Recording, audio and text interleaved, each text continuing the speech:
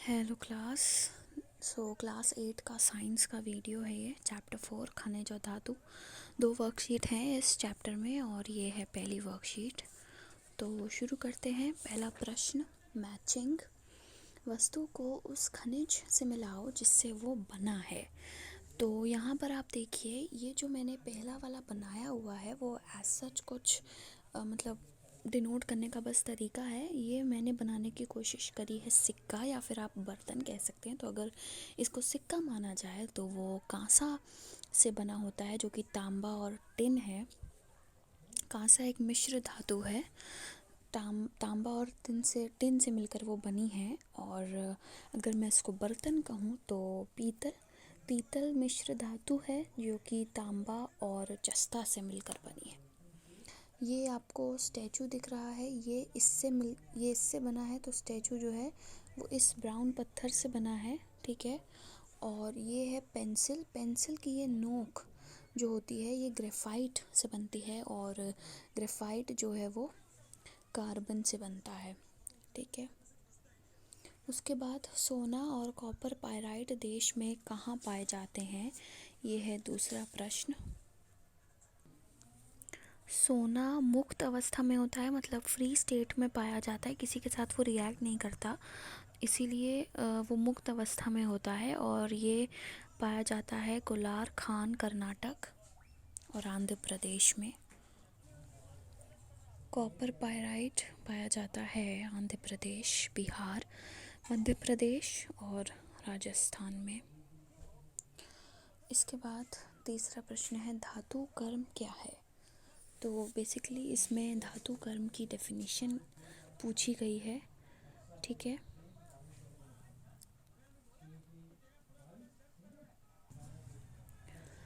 अयस्क प्रकृति में पाए जाने वाला वह खनिज है जिसमें एक या एक से अधिक धातुओं या अधातुओं को लाभदायक रूप से निष्कर्षित किया जा सकता है। अयस्क से धातु या अधातु प्राप्त करने और उन्हें विभिन्न उपयोगों के लिए शुद्ध करने के विज्ञान को धातु कर्म, जिसको इंग्लिश में मेटलर्जी कहते हैं। प्रश्न 4, धातुओं की अवस्था से चार्ट पूरा करो और 2 लाइन लिखो ईच, यानी कि हर एक धातु अवस्था के लिए आपको 2 लाइन लिखनी है। 2 लाइन का मतलब कोई 2 पॉइंट, ठीक है। तो सबसे पहले अगर मैं बात करूं तो भौतिक अवस्था, ठीक है। भौतिक अवस्था में कठोरता हो सकता है। यहाँ जो मैंने लिखा है धातुओं की अवस्था, देखिए यहाँ पर हेडिंग डली है भौतिक अवस्था, तो यहाँ पर क्वेश्चन में भी लिख सकते थे, बट ठीक है। ये भौतिक अवस्था का चार्ट है। पहला इसमें आएगा कठोरता। तो कठोरता में सोडियम धातु का टुकड़ा जो है वो बहुत कठोर होता है। धातुएं प्रायः कठोर होती हैं और उन्हें काटना अत्यधिक कठिन होता है। सोडियम, पोटेशियम, मैग्नीशियम, पारा को छोड़कर अन्य सभी धातुएं कठोर होती हैं। अधिकांश अधातुएं मुलायम होती हैं। कार्बन का अपरूप हीरा सबसे कठोर होता है, ठीक है। तो इन सब में से मैंने 3-4 पॉइंट बता दिए, आप कोई भी 2 पॉइंट इसमें लिख सकते हैं। दूसरा है चमक। धातुओं की सतह को काटने के तत्काल बाद देखा जाए तो देखने में वे चमकदार प्रतीत होते हैं। इसे धातुत्व यानी कि मेटालिक चमक कहते हैं।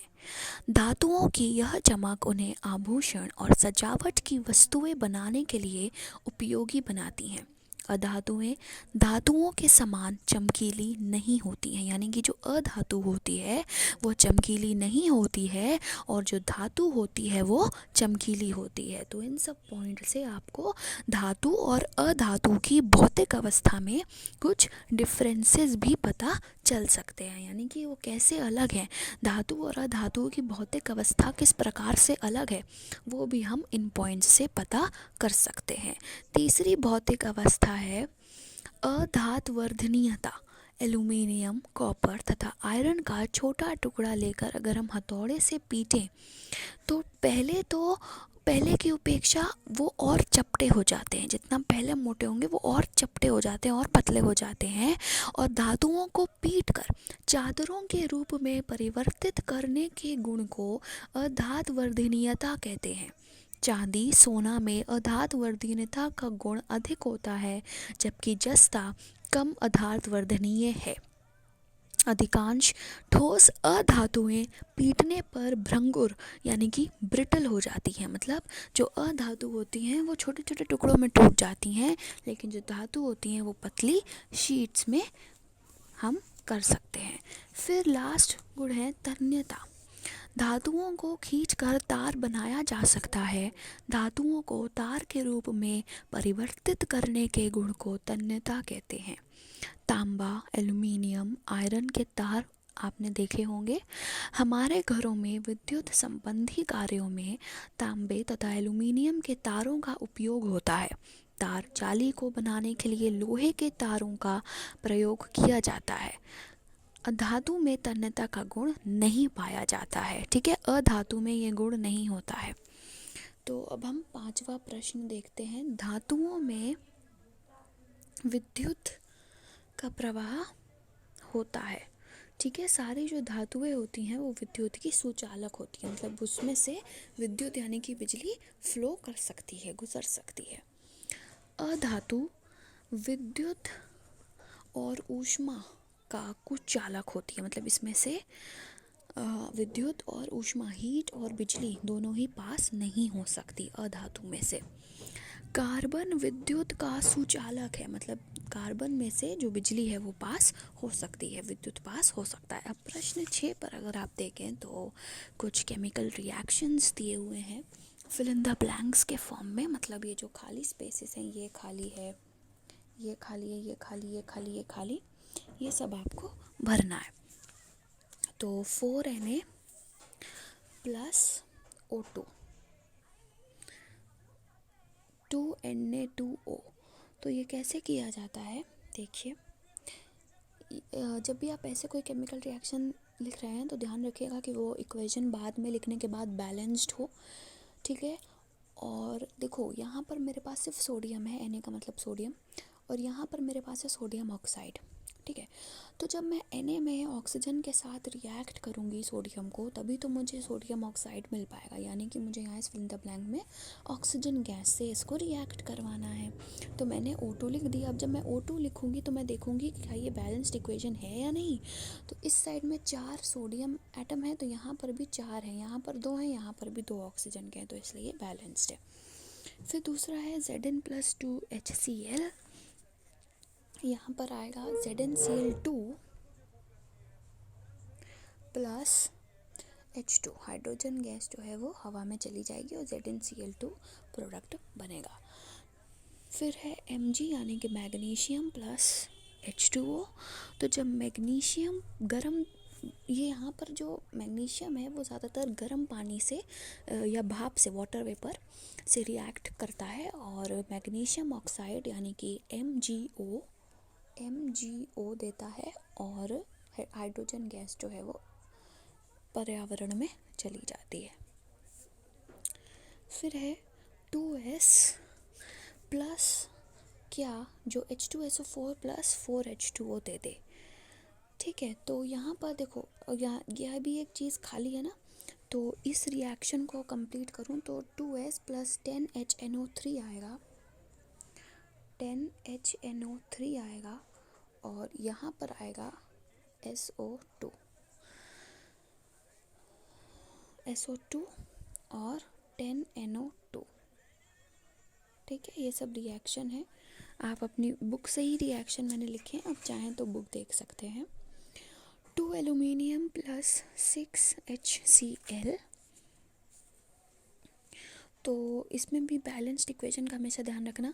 तो जब एल्यूमिनियम और HCl रिएक्ट करता है तो एल्यूमिनियम क्लोराइड यानी कि AlCl3 बनता है, और हाइड्रोजन गैस पर्यावरण में रिलीज़ हो जाती है। तो इस बात का ध्यान रखना है कि कंपाउंड कैसे बनाते हैं, संयोजकता वगैरह, उसका एक वीडियो मैंने डाला हुआ है, आपने अगर नहीं देखा है तो आप वो देख सकते हैं। उससे पता चल जाएगा कि अगर मैं एल्यूमिनियम क्लोराइड बोलूँ तो क्यों हम उसको AlCl3 लिख रहे हैं, क्यों कुछ और नहीं लिख सकते। तो ये सब चीज़ें अगर आपको समझनी है, देखनी है, तो आप वो वीडियो चेक कर सकते हैं। तो देखते हैं वर्कशीट 2 चैप्टर 4 की। पहला क्वेश्चन है, ये एक फ्लो चार्ट आपको दिख रहा है जिसमें लिखा है धातु के उपयोग। तो धातु के कुछ उपयोग बताने हैं जो कि आप इस बॉक्सेस में फिलअप करेंगे। ठीक है, तो मैं बोलती जा रही हूँ, आप सुनिएगा और ध्यान से सुनिए और उसको छोटे छोटे पॉइंट्स या वर्ड्स में आप इन बॉक्सेस में फिल कर सकते हैं। दैनिक जीवन में अनेक उद्देश्यों के लिए धातुओं का उपयोग होता है। वाहन, हवाई जहाज, रेलगाड़ी, उपग्रह, औद्योगिक उपकरणों आदि को बनाने में अत्यधिक मात्रा में धातुएं प्रयुक्त होती हैं। लोहा सबसे अधिक उपयोग में आने वाला धातु है। यह जहाँ एक और पिन, कील आदि छोटी वस्तुएं बनाने के लिए उपयोग में लाई जाती है, वहीं दूसरी ओर भारी उपकरणों के निर्माण में भी इसका उपयोग किया जाता है। किसका? लोहे का। ठीक है। एल्यूमीनियम भी एक अन्य अत्यधिक उपयोग में आने वाली धातु है जिसका उपयोग अधिकांश घरेलू बर्तनों को बनाने के लिए किया जाता है। आप देखते होंगे जो घरों में कढ़ाई होती है या बर्तन होता है, पतीला होता है, उसमें नीचे ब्राउन ब्राउन सी लेयर होती है, तो वो एल्यूमिनियम की ही लेयर होती है। धातुएं ऊष्मा की सुचालक होती हैं, यानी कि उसमें से ऊष्मा यानी कि हीट जिसको हम कहते हैं वो फ्लो कर सकती है। अतः उनका बर्तन और बॉयलर बनाने के लिए उपयोग किया जाता है, क्योंकि उसमें से हीट फ्लो कर सकती है, इसलिए जो गैस हम जलाते हैं उसमें भी हीट होती है। तो जब हीट इन बर्तनों में से फ्लो करेगी तभी तो इनके अंदर जो सब्जी हमने पकाने के लिए रखी होगी उस तक हीट पहुंचेगी और वो सब्जियां कच्ची नहीं रहेंगी, पक जाएंगी। या अगर हमने बर्तन में पानी उबलने को रखा है तो वो भी उबल जाएगा। तो इसीलिए धातुएं जो हैं, धातुओं के ही बर्तन बनाए जाते हैं। इस कार्य के लिए लोहा, कॉपर, एल्यूमीनियम का उपयोग किया जाता है। तांबे का सबसे महत्वपूर्ण उपयोग विद्युत उपकरण बनाने में है। आजकल विद्युत केबल बनाने के लिए एल्यूमीनियम के तारों का भी उपयोग किया जाता है। सोने और चांदी का उपयोग आभूषण बनाने के लिए होता है। तो सभी जानते हैं सोने के गहने होते हैं, चांदी की पायल होती है। तो जो आभूषण है वो सोने, चांदी, प्लैटिनम, डायमंड इन सब से बने होते हैं। सोना और चांदी सबसे अधिक अधातवर्ध हैं, इसीलिए अधातवर्ध मतलब बहुत ही चमकीले होते हैं, इसीलिए जब इनके आभूषण होते हैं तो वो भी चमकते हैं और सुंदर लगते हैं देखने में। इसीलिए इनकी पतली चादरें बनाई जा सकती हैं। इनमें चमक होती है और इनको अगर आप थोड़ा सा पीटेंगे तो वो पतली चादरों में आ जाता है। हमने जो पिछली वर्कशीट करी थी उसमें देखा था कि धातुओं की क्या भौतिक अवस्थाएं होती हैं, तो उसमें था ये कि वो चमकीले होते हैं और पतली चादरों में हम उनको बना सकते हैं। तो यही दोनों गुण जो हैं वो यूज़ होते हैं सोने और चांदी का उपयोग आभूषण के रूप में करने के लिए। चांदी की पतली पन्नियों को मिठाइयों को सजाने के लिए भी उपयोग किया जाता है। आपने देखा होगा कोई बर्फ़ी है तो उसमें सिल्वर कलर की परत लगी रहती है, तो वो चांदी की परत होती है जो कि मिठाइयों में सजाने के लिए प्रयोग की जाती है। खाने की वस्तुएं, दवाई, चॉकलेट, सिगरेट की पैकिंग के लिए एल्यूमिनियम की पन्नियों का उपयोग किया जाता है। तो आप देख सकते हैं कितने सारे उपयोग बता दिए अलग अलग धातुओं के। कोई भी 7 उपयोग आप यहाँ पर फिलअप कर सकते हैं, छोटे छोटे भाषा में, छोटे छोटे लाइंस में लिखकर आप फिल कर सकते हैं। आभूषण बनाने में आप लिख सकते हैं इसमें कि बर्तन बनाने में, बॉयलर बनाने में, कुछ भी, पिन, कील बनाने में, स्टैचू बनाने में। अब प्रश्न 2 है, ये भी एक फ्लो चार्ट है जो कि धातु को संचारण से बचाना, यानी कि करोजन जो होता है, जो धातु में अगर करोड हो जाएंगी, उसमें जंग लग जाएगा तो वो ख़राब हो जाएंगी, तो उसको बचाने के लिए हम क्या क्या विधियाँ अपना सकते हैं वो है। ठीक है, यहाँ पर आपको विधियाँ लिखनी है। तो या तो पेंट या लेप चढ़ाकर, या ग्रीस या तेल लगाकर, गैल्वनीकरण करना यानी कि गैल्वनाइजेशन, विद्युत लेपन, या फिर मिश्र धातु बनाकर। तो इन सब के बारे में डिटेल में, इन सब 5 विधियों के बारे में डिटेल में आप चैप्टर में पढ़ सकते हैं। ठीक है, यहाँ पर हम पूरा परिभाषा उसकी नहीं बता रहे। अब हम आते हैं तीसरे प्रश्न पे, जो कि है इस्पात क्या है, यह पिग आयरन से कैसे अलग है। तो इस्पात जो है लोहे का दूसरा रूप है जिसमें आयरन 98.8% से लेकर 99.8% तक होता है। मतलब 98 से 99% आयरन होता है अप्रॉक्स। कार्बन 0.25% से 1.5% तक होता है और शेष सिलिका, फॉस्फोरस, सल्फर, मैग्नीज की अशुद्धियाँ पाई जाती हैं, मतलब इम्प्योरिटीज़। इसका उपयोग मोटर, गाड़ी, नट बोल्ट आदि के निर्माण में किया जाता है। अब ये इस्पात और पिग आयरन दोनों ही मिश्र धातु हैं। ठीक है, पिग आयरन से कैसे अलग है, तो पिग आयरन जो है वो वात्या भट्टी से प्राप्त लोहा है, जिसको हम कच्चा लोहा भी कह सकते हैं। इसमें 93% लोहा होता है, 4 से 5% कार्बन होता है और बाकी शेष होता है सल्फर, फास्फोरस, सिलिकॉन की अशुद्धियाँ।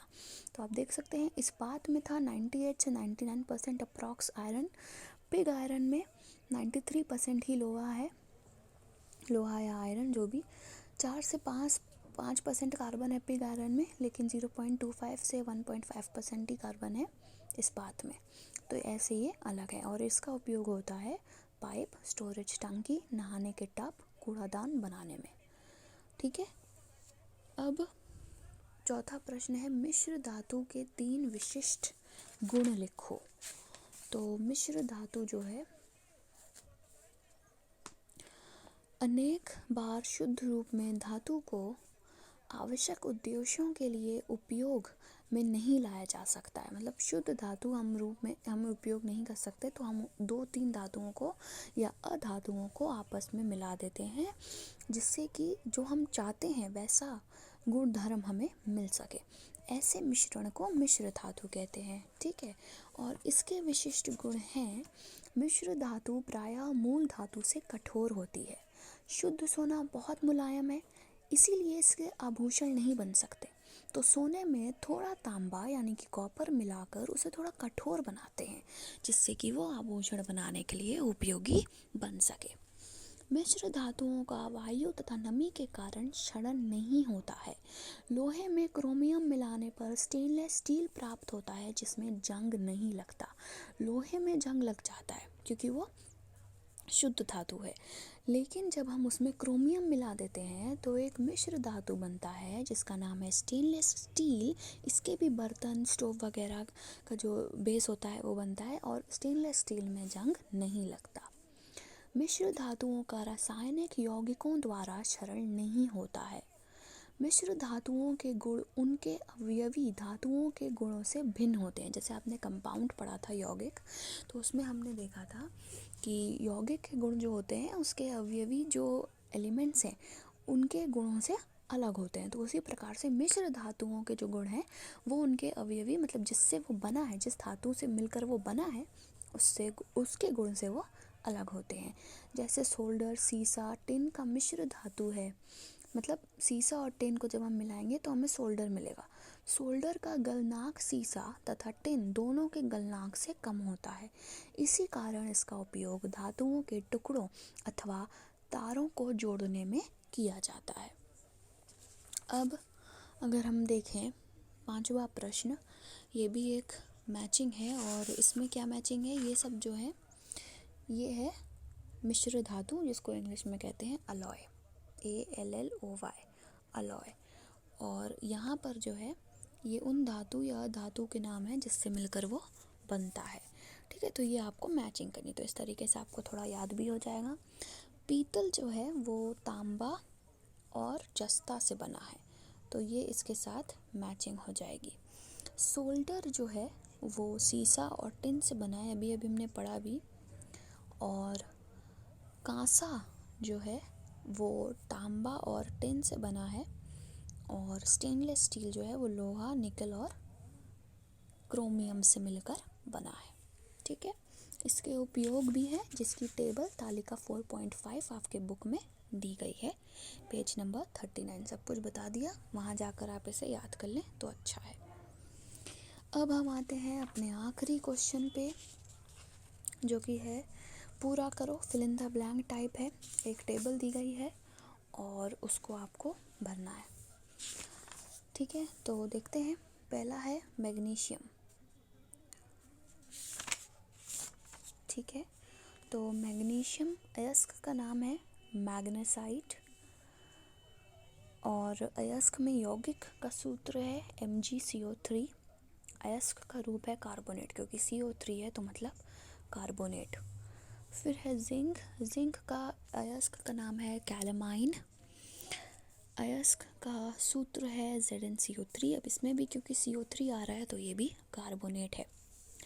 फिर है Cu यानी कि कॉपर। कॉपर अयस्क का नाम है कॉपर ग्लांस।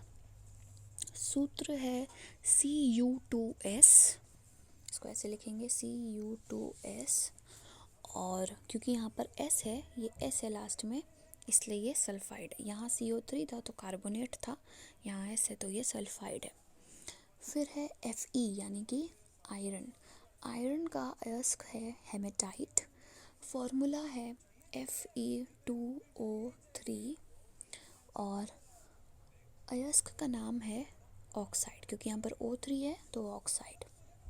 फिर कैल्शियम। कैल्शियम अयस्क का नाम है जिप्सम। फॉर्मूला आपको दिया हुआ है ऑलरेडी क्वेश्चन में, CSO4.2H2O। अब यहाँ पर देखो ये SO4 है ना, तो ये अयस्क का रूप क्या है, सल्फेट। ठीक है, तो ये हो गया। दोनों वर्कशीट मैंने करा दी हैं चैप्टर 4 की।